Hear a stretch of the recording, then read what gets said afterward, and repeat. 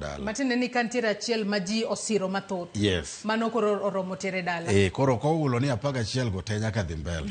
Achiel kendo roma. Unyalo bedo achiel, unyalo bedo ariyo, kata unyalo bedo ariyo, kata unyalo bedo abich. Then machielo kendo ni neno ka joneno mano siro wach maseyo Gachagua e od bura nok odadhoge.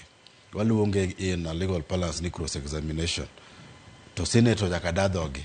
Nitie joneno adek, wan gi Sakaja, wan gi jakom machon mar CEO machon mar KEMSA, to kendo wan gi secretary to the cabinet mosiro wach maseyo Gachagua. Gin nyaka dadhogi e Senate. They have to be cross-examined gi lawyers mag Gachagua, nyaka gicham muma magiwach ni achiel ariyo adek ema notimore.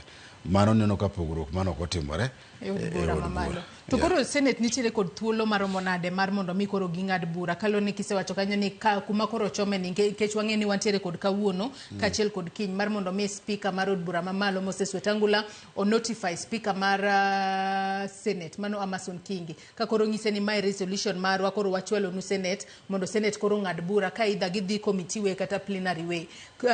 Thuolo gini onego bed ni kawo thuolo maromo nade mar mondo mi kata koro kochopo kuma igolo Gachagua apis ki koro ne ni notime yo ma ok ni kar nikech adiera wanyalo wacho ni od bura ma pacho kae to sebedo ka kala gik moko nyalodia nikech odiochieng' manyoro ne waneno ka gibedo